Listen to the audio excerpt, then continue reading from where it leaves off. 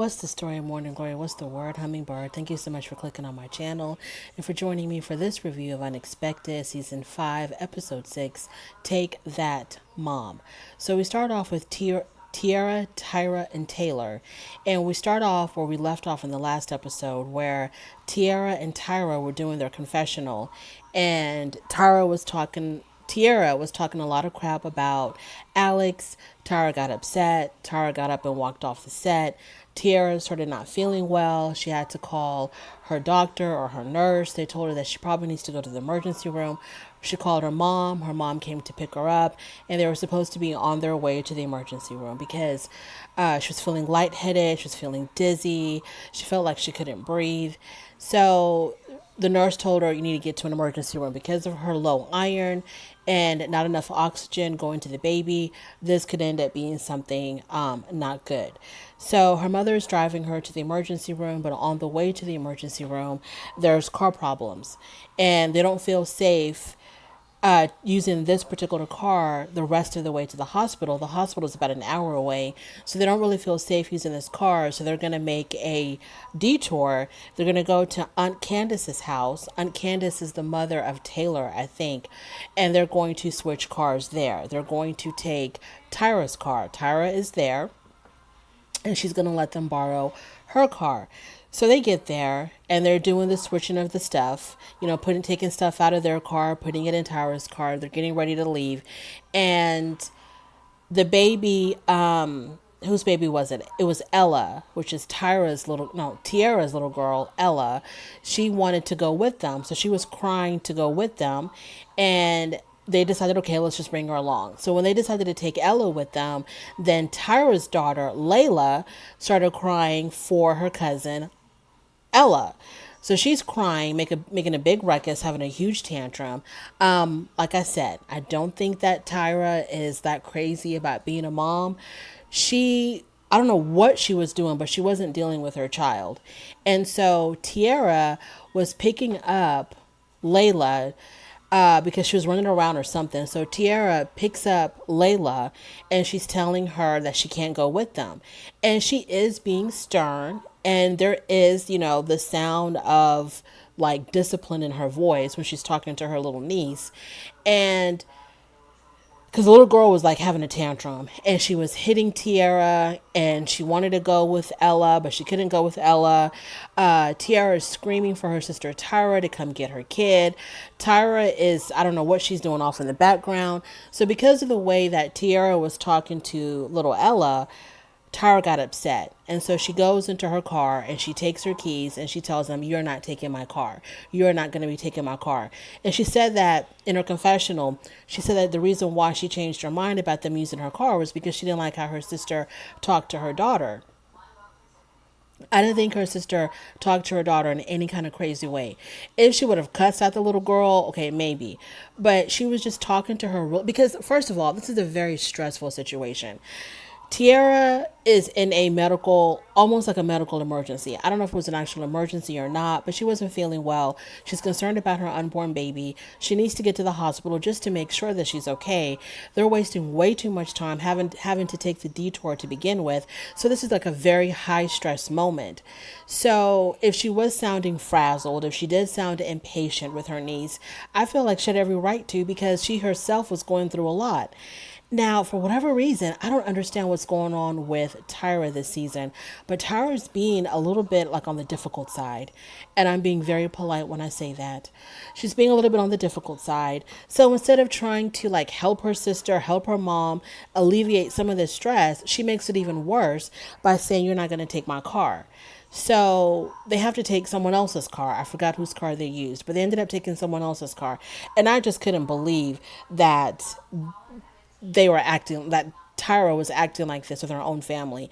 That boy Alex has gotten Tyra so stressed out that she's just not herself this season. She is not herself at all. So I thought Tyra was just completely in the wrong for that. This is a medical emergency. Your sister needs to get to an emergency room. Their nurse told her that she had to get to an emergency room, and here you are acting crazy. Another thing, Tiara. why aren't you taking your iron pills? It's not just about you anymore, as you should already know because you're already a mom. It's not just about you anymore. If your doctor told you to take your iron pills, there's a reason for that. You should have been taking your iron pills.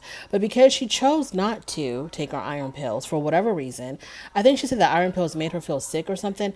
Because she chose not to take her iron pills, now she's going through this whole rigmarole, trying to race to the emergency room, worried about her baby, make sure her baby's okay. You should have just been taking your iron pills like the way your doctor told you. Moving on to Lily and Lauren. So it's moving day. We get to see Lily's 27-year-old brother. He's there to help them move. So once they unpack the first load, Lily realizes that they have like way too much stuff. They have more stuff than space. So she's trying to figure out where they're going to be putting all this stuff. And I'm thinking, okay, you're looking around at all these boxes piled high to the ceiling in your tiny little apartment, and then you wanted to add an extra bed. Okay. So after the first truck is unloaded, they're gonna have to go back and get and reload it and bring in a whole nother load. I don't know where they're gonna put all this stuff.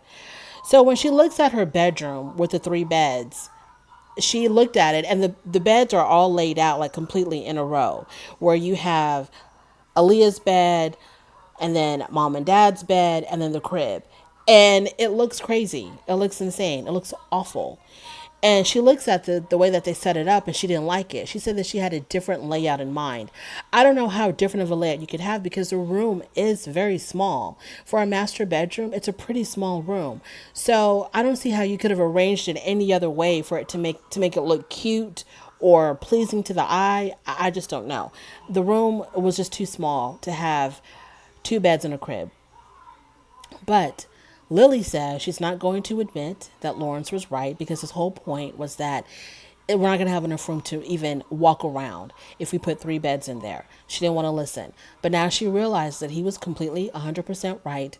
But she's so stubborn and she's so pig-headed that she's not going to admit to him that she was wrong and that this whole layout is absolutely ridiculous. She's going to, which I don't understand. You're going to make yourself and your children uncomfortable because you don't want to admit that you were wrong. That makes no sense to me. So you would rather suffer than just to say, you know what, let's take out that other bed. And if he wants to put it in your face that he was right all along, so the hell what? Who cares? At least you're going to be sleeping in comfort. And you can move around your own room on your $2,400 a month apartment comfortably and in peace. But she's not going to do that. And I bet you she got that attitude from her mother. This whole thing of not admitting that you're wrong. Her mom looks at the layout of the bedroom and her mom actually says it looks nice. Okay. We know her mom is crazy. So then some random woman, I don't know who this woman was, when the mother was looking at the bedroom and saying, oh, this actually looks really nice. Some lady walked out and kind of looked at her crazy. Like, are you for real, lady? This does not look nice. I don't know who that lady was, but she had that look on her face. So the morning after the move, magically, everything is like out of boxes. Everything is arranged. The apartment itself looks really, really nice, except for that crazy bedroom. The apartment itself looks really, really nice. So Lily is exhausted, and she says that Lauren still expects her to do all the housekeeping and all of that, but she's like exhausted. Lawrence's mother, oh yeah, and then Lawrence talks about how he has to have a really clean house. He says that if he sees toys on the floor or garbage anywhere, he absolutely loses his mind. Okay, that's fine, but pick up. If you see it, pick it up and clean it. You don't have to lose your mind over it, just clean it. So he says that he wants his house to be spick and span clean, especially because of the fact that they're paying $2,400 a month in rent. Lawrence's mother comes over. She has gifts for everybody. And she gave the little girl, Aaliyah, she gave her a strawberry shortcake doll. And I'm just like, wow, some toys have really withstood the test of time because I remember playing with strawberry shortcake and all her little friends when I was a little girl. And I'm old as hell. So the mother questions, why were there three beds in the room? She asks her son Lawrence, like, why do you have three beds in the room? And he tells her, Lily won the argument. Yeah, she really did. She really, really did win. She did win that argument, and y'all are going to suffer for it. So they're all in the living room. The grandmother, Aaliyah, Lawrence, and Aaliyah is eating an apple in the living room. And Lawrence tells her that she has to eat in the dining room because they don't want to attract bugs and stuff in the living room. So he tells her to go to eat in the kitchen. Lily also tells Aaliyah she has to come eat in the kitchen.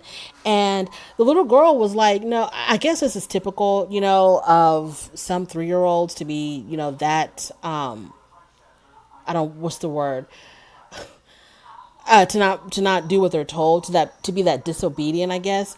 That didn't happen in my house. So she was like, no, I'm not gonna go. No, I'm gonna eat right here. And she's actually like talking back to Lawrence and to her mother. And she's like, no, I'm going to eat right here. I'm not going to go anywhere. And I was like, oh, no, ma'am. No, ma'am. Y'all need to take care of that right now before it gets even worse. And I liked how the grandmother, Lawrence's mother, didn't get involved in that. She just sat there and she would just watch the whole thing take place and she didn't intervene. I like that. She let them handle it the best way that they knew how to handle it, which is basically not handling it at all. Moving on to Jenna and Aiden. I feel so sorry for Jenna, y'all. That girl breaks my heart. So it's Father's Day, and she's planned this trip with Aiden and the baby to go to the zoo and I think to go to Pittsburgh or something. So Aiden is in his normal Aiden mood. He seems really annoyed, cranky. He's not in a good mood at all. He ruins it for Lily. He's just going from like animal to animal, animal to animal. They don't even have time to really enjoy the animals, to really look at the animals. There was one particular part that they were at, and she wanted to stay and look at the animals a little bit longer. And she's like, no, Luca wants to see. And he's like, Luca doesn't care. And he walks off. He doesn't walk with her. He walks way ahead of her. She can barely keep up. It's just sad. This relationship is just so sad. I don't know what Aiden's problem is. I don't know if the responsibilities of parenthood has hit him in the face and he doesn't know exactly what to do with himself. Like, this is not what he signed up for. I have no idea. Obviously, he loves his son a lot. Jenna keeps telling us that he's a very good dad, which I truly do believe, but he's just not a good partner. And he thinks that because of the fact that he's such a great dad and he's a provider, that she's got no reason to complain. But she's in a relationship, but she's extremely lonely because he's distant. He's not present. He's not there. And when he does show up, he's mean. So she's trying to figure out, what is she going to do with herself? Is she going to stay in this relationship and be unhappy, or is she going to make some changes? One of the things that Jenna struggles with is the fact that she came from a broken home and she did not want that for her own children or her own child. So she's got to face the music now and decide if they have to go their separate ways and co-parent separately, which is something that she really doesn't want. She's had such a horrible experience with her own parents that she's scared to death of having to separate from Aiden. But she's not happy. This is what you call emotional abuse. She talks about how they don't even sleep in the same bed anymore. And he says, well, it's because you wanted the baby in the bed. So I can't sleep with the baby in the bed. So, don't complain about it if you're the one that wanted the baby in the bed. And I kind of have to agree with him on that, that probably wasn't the best of ideas. She talks about how they don't talk anymore. They don't have conversations anymore. And he really had nothing to say about that. She's like, she tries to have conversations with him, but he's just not interested. And it wasn't like that before. She says before they were the best of friends. They could talk for hours and hours and hours. She said that we used to have long, in-depth conversations with each other, and now it's just nothing. He comes home, he plays with the baby for a couple of hours, and then I guess he goes to bed after that. She is way too young, and him as well. They're just way too young to be going through like these issues that people in their 40s and 50s go through. After a lifetime of marriage, the magic is gone, the spark is gone, you're worn out from raising kids and working. This is what happens after decades long of being married, not to people who are 18, 19 years old and they just started living together. If this is how it is now, I don't see it getting any better without therapy. And Aiden is not the kind of person who looks like he would go to therapy or get anything out of it. He seems very closed off. He seems very closed-minded. It's like he thinks he's right and she's wrong and everybody else is wrong. He said that what bothers him the most is when Jenna is constantly telling him that he's in a bad mood or asking him, why are you in a bad mood? That's what bothers him the most. And he says that's what puts him in a bad mood. I would probably suggest to Jenna, don't ask him that anymore. When y'all are together and you think that he's in a bad mood or you see that he's in a bad mood, just don't mention it. Just try to go on business as usual. Have a conversation with him, even though he's not going to be talking. Just act completely normal with him and maybe he'll come around. But if he says that it really irritates him when she points that out, I would tell her don't point that out to him anymore and just see if he changes. If that's what you're saying is the problem, okay, I'll stop saying that and, give him the benefit of the doubt and see if he changes. But her relationship is really bad. So there's a scene when after the zoo, they're back in their truck and I guess they're trying to find their way to Pittsburgh. But there's an issue with the directions. She's telling him that he needs to look up the directions and he's like, well, I'm driving. And then she said, well, when we were parked, that was your chance to look for the directions. Anyways, there's a huge breakdown in communication, and he gets so frustrated that he pulls the car over and he just stops. He just sits there. And she's like, what's wrong with you? Why are you always acting like this? And so on and so forth. And then he gets so upset that he takes the camera that they have put either on the windshield or on the dashboard. He grabs it and he pulls it because he's done filming. But he forgot that there's a camera in the back seat that's like on the baby, so we can still hear them. And he tells her, I'm sick and tired of you making me look bad. And she's like, I'm not making you look bad, you're doing that on your own. This is how you are all the time. So these people are in a serious relationship crisis. It's either therapy or separation for them. Moving on to Emerson and Mason. So it's induction day. Mason says in his confessional that he knows how to deal with stress because having to deal with his mom, who is always going in and out of jail. So he's used to stress and he knows how to deal with it. So he's not really tripping about induction day. So the dad drops Mason off at Emerson's house. I guess he's going to stay there for a while after the baby's born. And there's no medical reason for her to have an induction. She just wanted to get the baby out. She was done being pregnant. So they gave that to her as an option and she took it and she ran with it. So there's only two people allowed with her for support in the labor and delivery room. And that's going to be Mason. It's going to be her grandmother. Her mother opted to stay home because she's got small children to look after, even though she also has a husband who could have looked after the kids. But anyway, so she herself just had a baby as well. So she opted to stay home and not be with Emerson, which I thought was really strange. Okay, if you want to stay home with your kids, stay home with your kids, with your other kids, and you just had a baby yourself, understood. But don't be so critical of the people that did decide to show up for her.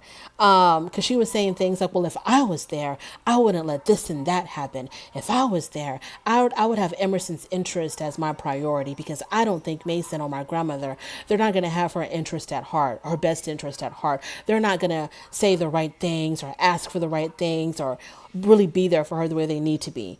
Then get your butt over there then if you feel like you could do it better. Let your husband take care of the kids. I'm pretty sure he's more than capable of taking care of his own children. And you go to the hospital and you be there for your daughter who's giving birth for the very first time. But anyways, she decided to stay home, but she was watching it on video camera, I guess, so she can point out all the things that they did wrong once everything is said and done. I think that Emerson did feel, I don't know how she felt about her mom not being there. I kind of feel like maybe she would have preferred her mom to be there, but she said that she was fine without her mom being there. Let me see if there's anything else to add here. Not really. Their scene ended when she started going into active labor. That's basically where it ended. So we didn't get a chance to see the baby being born. And that was about it. I'm just really surprised about Tyra, the way she acted towards her own sister. That shocked me. And I think she's acting the way she's acting because of Alex. She's so stressed out over Alex. She doesn't know what to do with herself. Jenna and Aiden, I feel so bad for Jenna. I really do, because she's such a sweet girl and she's taken on so much. I think she's just going to have to suck it up and go about her business and stay with her dad or her mom until she gets her own job or whatever she needs to do. I don't know, but she does need to be happy because she's not happy at all. And Aiden, I think Aiden is just going to be Aiden. I don't think he's going to change. I don't think he's interested in therapy. This is just how he is. And yeah, I think that was it. Tiara, and then Lily and Lawrence. Lily, it's okay to admit that you were wrong. You can do that once in a while. Allow yourself to be wrong one time a year for you to be comfortable and for your kids to be comfortable. Allow yourself to be wrong once in a while. It's okay, girl. You're gonna survive. I think Lawrence does love Lily, and I don't think he's gonna give her that much of a hard time, if she admits that she was wrong. I mean, I don't get that. I don't get that. I don't know why you want your bedroom to look crazy like that. But anyways, that's my review. Thank you so much for joining me. On your way out, please don't forget to rate the video and don't forget to subscribe. And I will definitely talk to you later. Bye.